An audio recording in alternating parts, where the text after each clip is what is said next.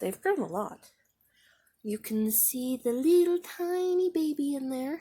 That is aroma seed. Same with that one. I was eating aroma tomato and I put a seed in there. I had an extra pot that's not here at the moment that was sitting here, and it had damp soil in it, and I threw the other aroma seed in there. But it started to sprout, so I moved it over there just a little bit ago. Now, this is a succulent that my aunt gave me. It's a cutting from hers. Since I got this baby, it's been, well, pretty much all these little leaves, this whole chunk, both of these are new.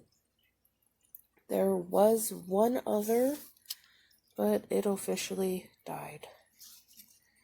And the last bits of it are in this little thing of water. I'm not sure what to do with the aloe from a plant that fell and died, more or less. So I'm hoping that these little guys will start roots and I can plant them. Alright, so I want to show another thing with this that I am so excited about. So, if I lift it up, look at those roots! Look at them! There's so many, they're so big. I just checked it. I'm so happy with it. It's got a little thingy in there to keep the water, little pump. But I'm so happy with these roots, the growth. Like I said, these roots were tiny when I first put them in here. They were literally the size of my pinky nail. And you can kind of see as reference, the stem is just a little, like 2 of my pinky nail thick. Actually, maybe even, I think it might be, oh well. But yeah, that's my little hydroponic kit. I have another one coming, and I'm going to be building an organization thing. But I'm going to show you my next one. My other one I have, I mean. Alright, so here we are.